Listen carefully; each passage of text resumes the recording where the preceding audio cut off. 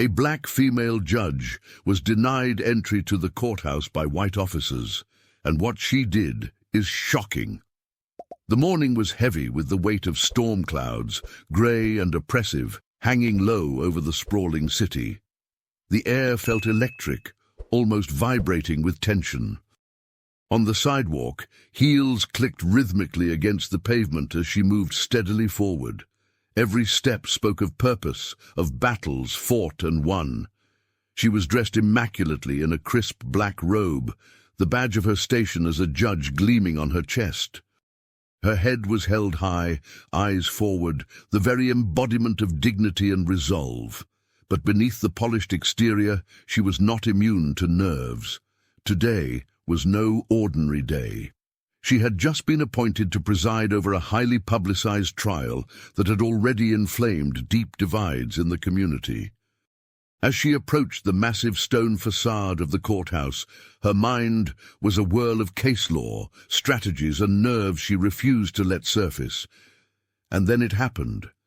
Standing before the entrance were two officers, towering, their blue uniforms neat, but their expressions stony. She offered a polite nod and moved to step past them. One of them, a man with cold eyes and a clenched jaw, extended an arm to block her path. "State your business," he said flatly. There was no respect in his voice, no acknowledgement of her position. "I'm here to do my job," she replied, her voice even, but inside she could feel the knot in her chest tighten. "I'm Judge Amara Williams."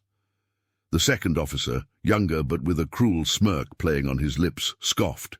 "Nice try, lady. You'll have to move along." She blinked, trying to make sense of their behavior. "Excuse me?" Her tone hardened. "I am here to preside over a court session. Now step aside." But the men didn't move. The first officer leaned in slightly, his voice dripping with condescension. "Look, ma'am, I don't know what game you're playing, but you don't belong here. Turn around." For a moment, the world seemed to stand still. The people passing by slowed their steps. Curious eyes lingered. Some whispered, others pointed. Amara felt heat flood her face, not just from embarrassment, but from deep-seated anger and disbelief. This was not the first time she'd faced prejudice, but never so brazenly, never so publicly, never while standing on the threshold of justice itself. She took a steadying breath, reminding herself of who she was, of what she represented. This wasn't just about her. It was about every person who'd ever fought their way to a seat of power, only to have the door slammed in their face. She would not falter. Slowly, deliberately, she straightened her shoulders and spoke again, her voice as sharp and unyielding as steel. "I am Judge Amara Williams, and I demand to be let through." The officers exchanged glances. One of them took a step closer, his stance aggressive. "We don't care who you say you are." "This isn't your place." Those words echoed in her mind, slicing deep. "This isn't your place."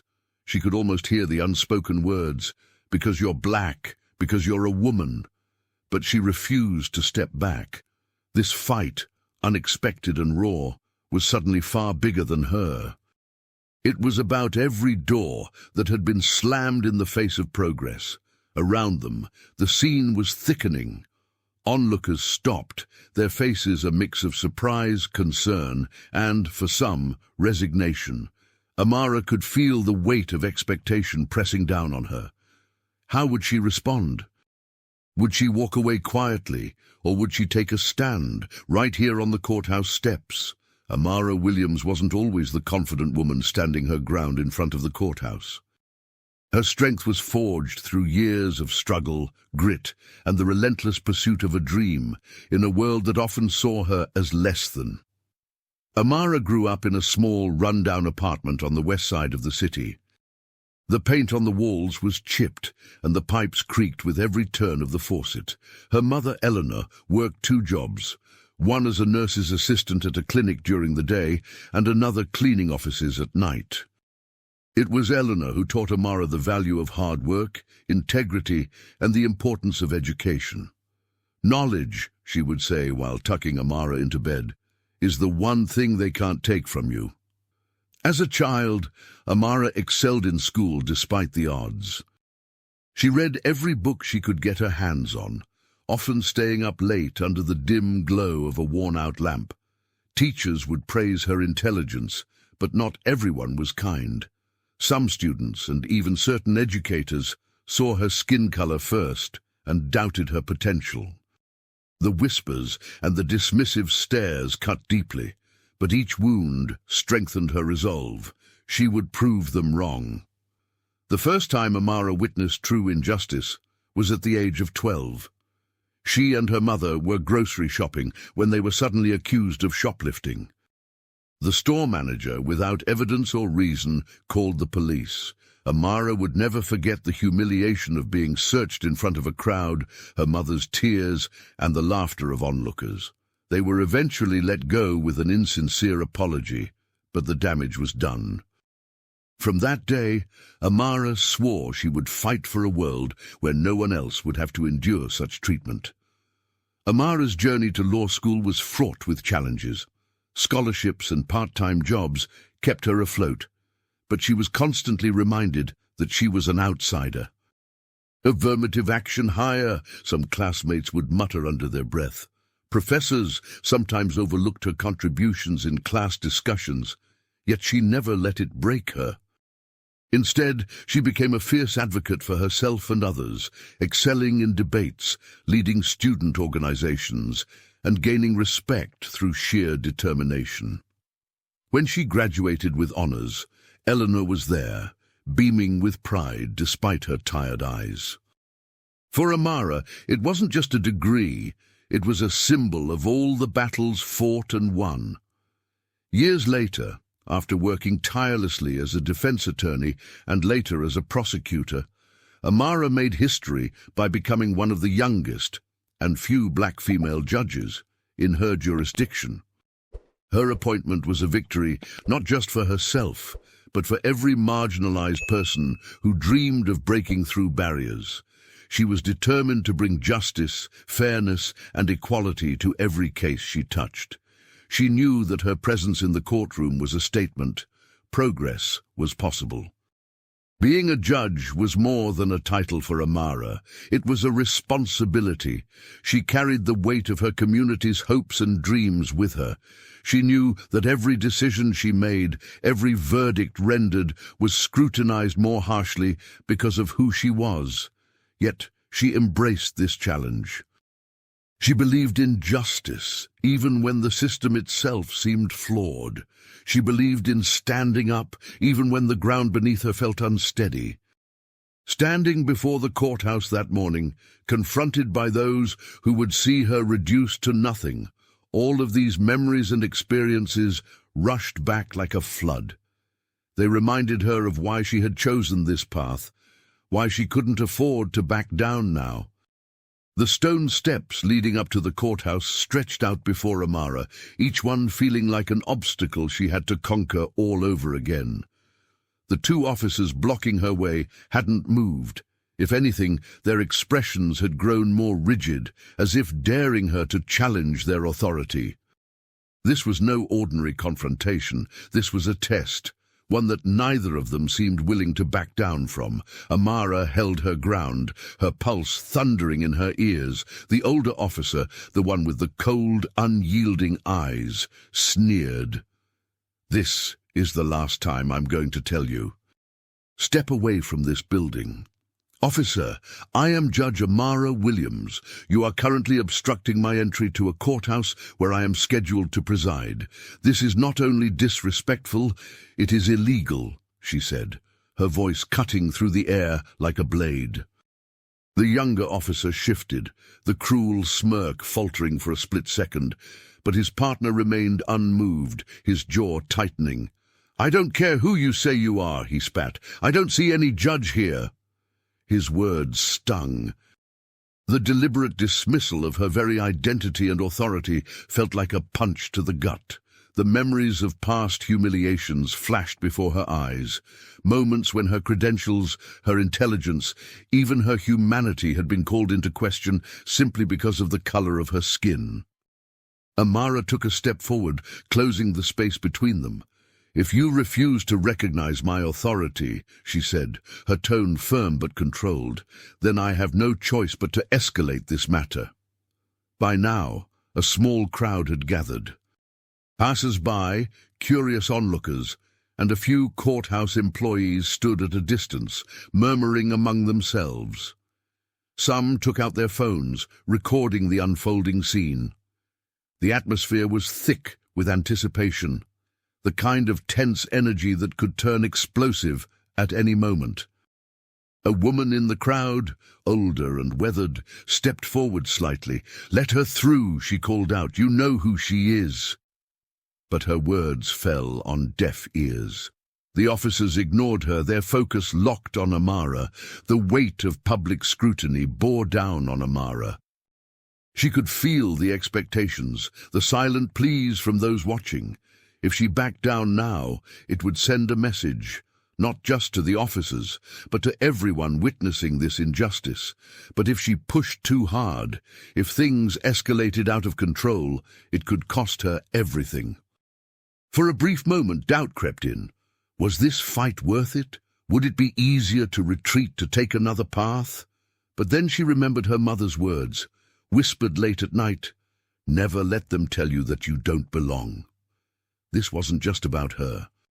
This was about every person who'd been made to feel small, unworthy, or invisible. Drawing strength from that memory, Amara spoke again, louder this time. "You are obstructing justice. I demand to see your commanding officer." The older officer took a step forward, his body language radiating intimidation. "I don't take orders from you." A ripple of shock and outrage passed through the crowd. This was a line crossed, even for those accustomed to witnessing discrimination. Amara could feel the anger boiling inside her, but she kept her voice steady. "You will face the consequences for this," she said, meeting his gaze without flinching. "I assure you." Before either officer could respond, another voice cut through the tension. "What the hell is going on here?" A commanding officer, alerted by the commotion, emerged from inside the courthouse. He took one look at the scene, his eyes darting between the two officers and Amara, and he understood the gravity of the situation immediately. "Judge Williams," he said, acknowledging her title with a mix of respect and alarm, "is there a problem?" Amara didn't look away from the two officers as she spoke. "Yes, there is. I was prevented from entering the courthouse by these officers." The commanding officer's face hardened. "Step aside," he barked at the two men. Reluctantly they moved, their expressions a mix of anger and humiliation. But the damage was already done. The crowd murmured louder now, the tension giving way to outrage. Amara walked past them, her steps as deliberate as ever. But before she entered the building, she turned back to the crowd. She wanted to say something, to acknowledge what had just happened, to channel the fury and injustice into words. But all she could manage, with a voice shaking just slightly, was, "Thank you for standing with me." Inside, her hands were trembling. She had won this battle, but she knew it was only the beginning. The courthouse doors closed behind Amara, muffling the noise from the street outside. The heavy silence that greeted her inside was almost suffocating. She took a moment to steady her breath, feeling the tremors in her hands slowly subside. This place, this symbol of justice, had just witnessed one of its ugliest contradictions. She could have moved forward, carried on with her duties as if nothing had happened. That would be the safer path, the quieter path. But silence had never been her choice. Amara's mind raced. This confrontation wasn't just about her. It was a reminder that no amount of prestige or status could insulate her, or anyone else who looked like her, from the prejudices that still ran deep. If she let this pass, what message would it send? To every black woman fighting to be seen, to every young person of color aspiring to shatter ceilings, to every onlooker who saw her standing firm against injustice. She couldn't turn away now. She pulled out her phone, her grip still firm despite the pounding of her heart.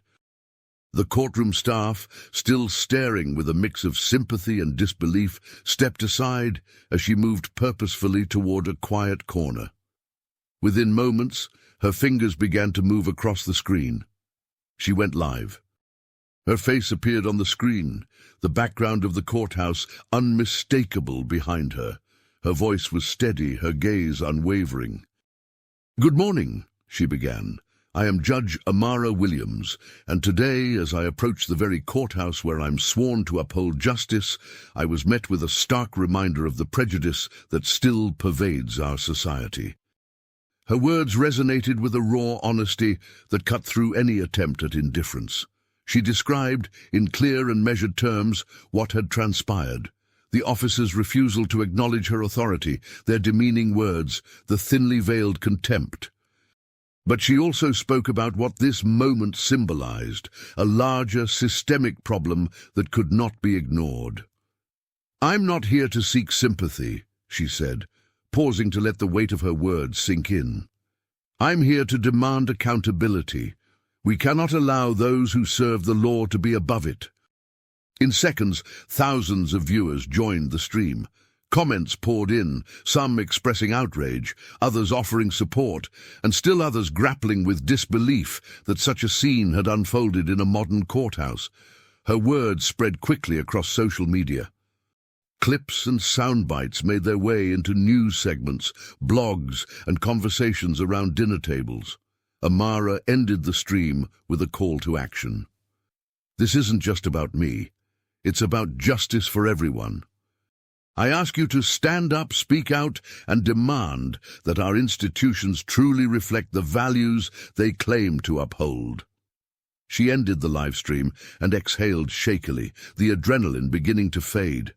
The weight of what she had done, the risk she had taken, pressed down on her. This was more than a personal act, it was a declaration to the world. Almost immediately, courthouse officials, some supportive and others clearly uncomfortable, approached her. "Judge Williams, are you all right?" one of them asked, concern evident in their voice. She nodded but didn't say more. Words would come later. For now, she needed to prepare for the ripple effect she had set into motion. Within minutes, her phone buzzed incessantly with messages and calls, supportive messages from colleagues, outrage from community leaders, and even anonymous threats. It was overwhelming, but not unexpected. The same commanding officer who had intervened earlier approached her once more, his expression tense. "Judge Williams, I want you to know we are opening an internal investigation. What happened out there is unacceptable." "Unacceptable," she echoed, the word feeling hollow. "It's not just about an investigation, it's about real change." He nodded, but his eyes betrayed the doubt lingering beneath. Real change wasn't so easily won, and they both knew it. Alone in her chambers, Amara allowed herself a moment to sit. The gravity of her actions settled in. She thought about Eleanor, her mother, who had fought every day to give her daughter a better chance. She thought about every door slammed in her face, every barrier she had climbed, and every person watching now, waiting to see if her courage would matter. Her decision was made. She would not back down. This fight was just beginning. Word of what had transpired outside the courthouse spread like wildfire. By the end of the day, local news outlets were covering the confrontation in detail. Footage from bystanders and Amara's own live stream flooded social media, sparking intense conversations about race, power, and the systemic biases that still plagued institutions meant to serve justice. But for Amara, the true battle had only just begun. The next morning, as she walked to her office, Amara was met by a growing crowd outside the courthouse. People from all walks of life stood together, holding signs and chanting for justice, equality, and accountability. Some carried messages of support, while others demanded sweeping reforms in law enforcement and the judicial system. Their faces reflected a mix of anger, hope, and determination. Amara was both moved and overwhelmed. These were people who believed in her, who saw her struggle as a reflection of their own. She knew their fight wasn't just for her, it was for every individual who had ever felt marginalized, dismissed, or unseen. Their voices gave her strength, but they also reminded her of the immense responsibility she bore. Within the courthouse, however, the atmosphere was tense. The incident had exposed deep rifts within the institution. Some of her colleagues approached her quietly, expressing solidarity and admiration. "You did the right thing, Amara," one whispered as they passed her in the hallway. "I'm proud of you." But not everyone shared that sentiment. In hushed conversations and behind closed doors, there was resentment. Senior judges and administrators convened meetings discussing the implications of Amara's actions. "This situation is becoming a distraction," one of them argued, his voice tight with disapproval. "We cannot have one of our own turning the public's gaze against us." Amara was called into one such meeting. The air was thick with formality and tension. "Judge Williams," the chief administrator began, his tone carefully measured. "While we understand the gravity of what you experienced, we must consider the broader implications of your public statements." Amara met his gaze, unflinching. "The broader implications," she said, "are exactly why I spoke out. This isn't just about one incident. It's about addressing the prejudice that exists within our very walls." The room fell silent. Some nodded in agreement, others shifted uncomfortably. It was clear that change would not come without resistance. True to their word, an internal investigation into the officers' conduct was launched. Both men were temporarily suspended pending the outcome. For many, it felt like a small step in the right direction, but for others, it was not nearly enough. Activist groups and community leaders demanded more transparency, pushing for broader reforms in law enforcement practices and accountability mechanisms. Amara found herself at the center of a movement she had not sought but could not ignore. She attended community meetings, spoke with local leaders, and listened to the stories of others who had endured similar experiences. Each story deepened her resolve. The fight for justice was no longer just professional, it was deeply personal. The toll of her decision to speak out was not limited to the public sphere. Late at night, in the quiet of her home, Amara felt the weight of it pressing down on her. She received countless messages of support, but also threats. Anonymous notes warning her to stay in her place. Phone calls filled with venomous words meant to intimidate. Her mother, Eleanor, called often, worry evident in her voice. "Are you sure you're safe?" she asked one evening. "This fight, it's dangerous, Amara." "I know, Mom," Amara replied softly, "but it's necessary." Friends warned her of potential career repercussions. "You know they'll try to find any reason to discredit you," one said. "Be careful." But Amara refused to be silenced. The stakes were too high. She would not allow fear to dictate her actions. Still, she couldn't deny the toll it was taking. Sleep became scarce, and stress gnawed at her edges.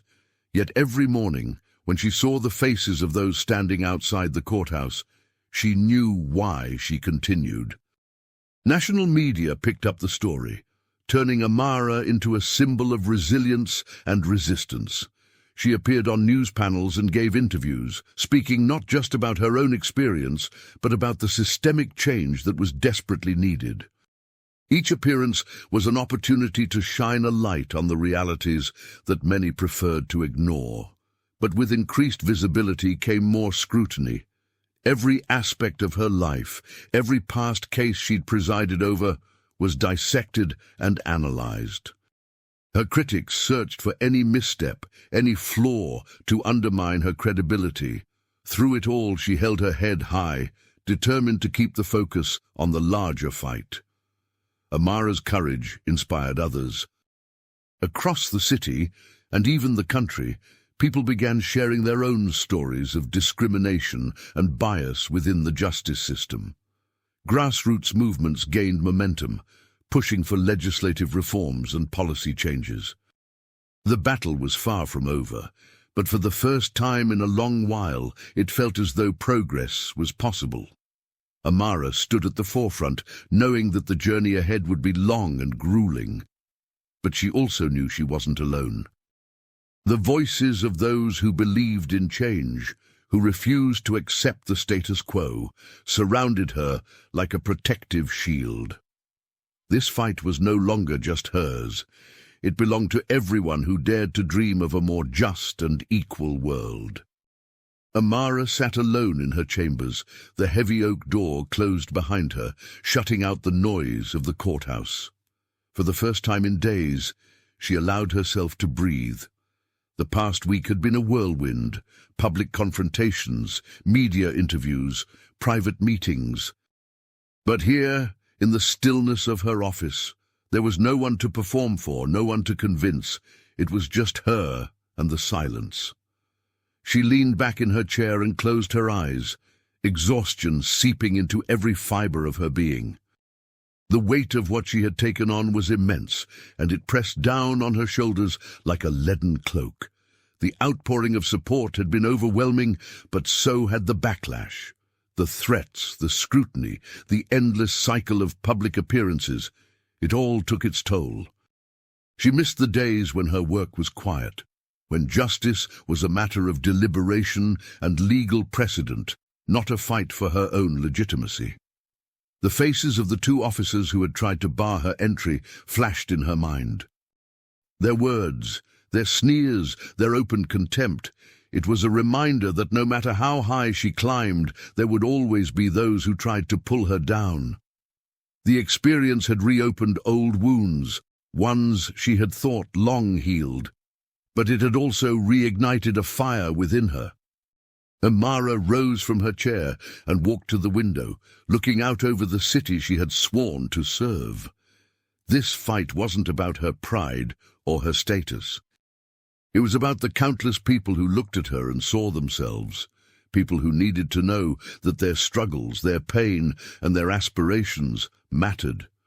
She thought of the messages she had received from young law students, from mothers and fathers, from people who had faced their own battles against prejudice. They saw her as a symbol of hope, and she couldn't let them down. Her mind drifted to Eleanor. Her mother had called again the night before, her voice thick with worry. "I'm proud of you, Amara," she had said, "but promise me you'll be careful. I can't lose you." Amara had promised, even as she knew that the fight she had chosen left little room for guarantees. She had been careful all her life, and still she had been forced to confront injustice head-on. There was no turning back now. The courthouse, with its marble halls and solemn courtrooms, had always felt sacred to Amara, but now she saw the cracks in its facade more clearly than ever. The system she had sworn to uphold was flawed, and its rot went deeper than she had imagined. For too long, people like her had been expected to work within the rules, to play a game rigged against them. But that wasn't enough anymore. She thought about the meetings she had attended with community leaders, about the stories of injustice she had heard. The system needed to change from within, and that meant confronting uncomfortable truths. It meant holding people accountable, even those who wore badges of authority. She would not be silent, even if it meant walking a more dangerous path. Amara moved to her bookshelf and ran her fingers along the spines of legal tomes and biographies of civil rights leaders. She had drawn strength from their words many times before. Now she needed to find strength within herself. The road ahead would be difficult. She would face resistance from colleagues, from institutions, from those who clung to the old ways, but she would not be deterred. She pulled out a framed photograph of her and her mother on the day she was sworn in as a judge. They were both smiling, tears in their eyes. That day had felt like a victory, a culmination of everything they had worked for. Now it felt like a new beginning, the start of a battle she had never anticipated but was ready to fight. There was a knock on her door, interrupting her thoughts. It was her clerk, a young woman with wide eyes and a hesitant expression. "Judge Williams, there's a group of community leaders here to see you. They're asking for your help." Amara nodded, feeling the gravity of the moment. She straightened her robe, took a deep breath, and opened the door. This was why she fought. This was why she couldn't back down. The people outside her door were counting on her to be their voice, to demand justice, to refuse to accept anything less than true equality. She stepped out of her chambers, ready to continue the fight. Amara's resolve had been tested, but the support she received and the stories she listened to fueled her fight. Change, she knew, could only happen through persistence and collective action. This chapter of her journey was about translating outrage and inspiration into tangible progress. The courthouse became the focal point of a broader effort to implement changes in law enforcement and judicial practices. Amara was instrumental in forming a task force dedicated to addressing systemic discrimination within the justice system. It wasn't enough to simply punish the officers who had wronged her. Real change required transforming the structures that allowed such incidents to occur. The first meetings of the task force were contentious. Sitting at a long conference table, Amara faced a group composed of law enforcement officials, community leaders, legal scholars, and activists. Voices clashed, tempers flared, and accusations flew. "This is nothing but a public relations stunt," one skeptical official argued, his arms crossed defensively. Amara leaned forward, her eyes blazing. "This is about accountability," she said, her voice cold and unyielding. "The public deserves more than words. They deserve action." Slowly, painfully, progress began to take shape. New policies were drafted to improve accountability measures within law enforcement, including mandatory bias training, independent oversight of misconduct cases, and more rigorous standards for hiring and promotion. It was just the beginning, and resistance was fierce, but each small victory reminded Amara that change was possible.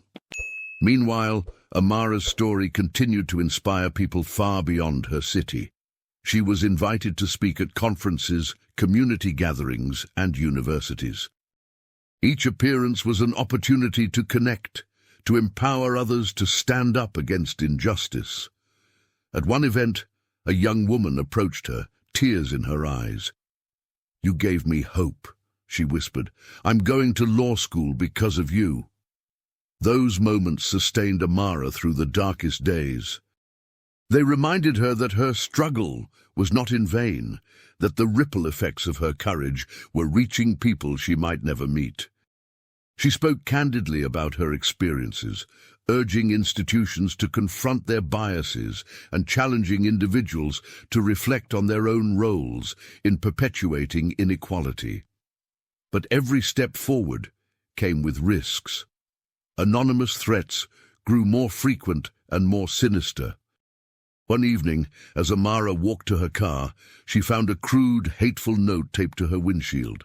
"Stay in your place," it read, the words scrawled in bold, menacing letters. For a moment, fear gripped her heart, but she refused to let it paralyze her. She reported the threats to law enforcement, knowing full well that some would take her concerns seriously, while others would dismiss them. Her resolve only hardened. The more they tried to silence her, the louder she would speak. Friends and family worried for her safety. "Maybe it's time to take a step back," one close friend suggested. "You've done so much already." Amara shook her head. "We can't afford to step back, not now." Amara also found strength in allies who emerged from unexpected places. Some of her colleagues, initially wary of aligning themselves too closely with her cause, began to speak out. Law enforcement officials who believed in justice joined her efforts, risking their own careers to demand reform. Together, they formed a coalition that crossed traditional divides, uniting people who shared a commitment to building a fairer system. One such ally was Captain Luis Morales, a senior officer who had faced discrimination himself as a Latino man rising through the ranks. "We need more people like you, Judge Williams," he said during one meeting. "The system only changes if we force it to." Their alliance strengthened the movement and provided a powerful counter-narrative to those who tried to paint Amara as a radical outlier. She was not alone in her fight. She was part of a growing wave of people demanding better. The ripple effect of Amara's courage became undeniable. Across the city, people felt empowered to speak up against injustice in their own lives. Grassroots organizations gained momentum, holding forums to address issues ranging from police brutality to educational disparities. Young people, inspired by Amara's story, began to organize marches and campaigns, demanding a seat at the table. Amara often found herself invited to these events, standing shoulder to shoulder with the community she served. "This isn't about me," she would tell the crowds. "It's about us, all of us, refusing to accept anything less than equality and justice." Of course, progress was not linear. There were setbacks, court rulings that seemed to undermine their efforts, public officials who resisted reform, and moments when progress felt painfully slow. But Amara pressed on, undeterred. She knew that true change required relentless persistence, even in the face of disappointment. In one particularly grueling meeting with local officials, when it seemed as though their efforts would be stalled indefinitely, Amara stood up and spoke from the heart. "We cannot pretend that ignoring these issues will make them disappear," she said. "If we do nothing, we are complicit in the harm that is done. We must act. We must act now." The room fell silent, her words hanging heavy in the air. Slowly, one by one, people began to nod. The fight would continue. Amara stood before a packed auditorium, the faces of hundreds of people staring back at her with a mixture of hope, admiration, and expectation. The room was silent, waiting for her to speak.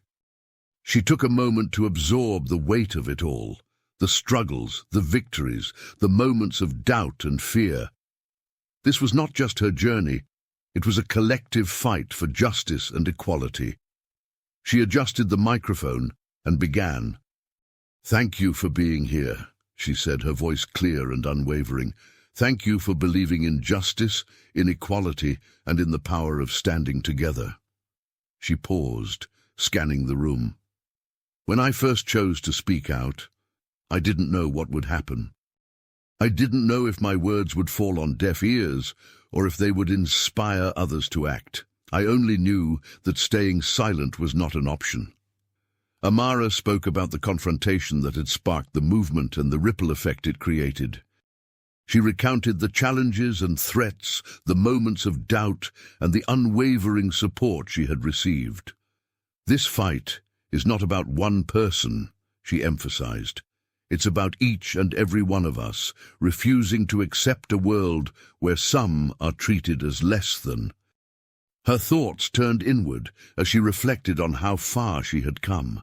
The girl who had faced humiliation in a grocery store alongside her mother had grown into a woman who refused to be silenced. She had fought her way into spaces that were never meant to include her, and she had used her voice to make those spaces more just, more inclusive. But Amara knew the fight was far from over. She acknowledged the work that still lay ahead, the systemic reforms that needed to be enacted, the minds that needed to be changed, the communities that needed healing. "Real change doesn't happen overnight," she said. "It happens when we keep pushing, even when it feels impossible." Looking out at the crowd, she issued a challenge. "I ask you all, what will you do with your voice, with your power?" This fight cannot rest on the shoulders of a few. It belongs to all of us. Speak up. Stand together. Demand justice. Applause erupted, and for a moment Amara felt the weight of the collective willpower in the room. These people were ready to fight, to demand better, to continue what she had started. As the applause died down, Amara took a deep breath and spoke from the heart. I believe in change because I have seen it, I have felt it, and I know that if we keep going, if we keep fighting, we can build a world where every child, regardless of who they are or where they come from, has the opportunity to be seen, to be valued, to be equal. Her voice cracked slightly, but she pushed on. It will not be easy. There will be setbacks, moments when it feels like we are moving backward. But together, we are stronger. Together, we can change what needs to be changed. She stepped back, letting the words hang in the air. The room was silent again, but this time it was a different kind of silence. It was heavy with emotion, charged with hope and determination. Amara looked out at the faces before her and felt a deep sense of connection. This was her community. This was her purpose. After the event, people approached her, some sharing their own stories of injustice, others simply thanking her for her bravery. She listened, she hugged, she cried. Each interaction reminded her why she had chosen this path. The road would be long, but she would walk it step by step, with everyone who believed in a better world by her side. As she left the auditorium and stepped into the cool night air, Amara looked up at the stars. For the first time in a long while, she felt hope coursing through her veins. She had faced darkness, but she had also seen the light of change, and she knew, deep in her heart, that together they would keep moving forward. In interviews, speeches, and everyday conversations, she would continue to issue her call. Refuse to accept injustice. Refuse to be silent. Stand up for what is right, even when it feels like the world is against you. We are stronger together, and together we will change the world. The journey would continue. The fight for justice was far from over, but Amara was ready.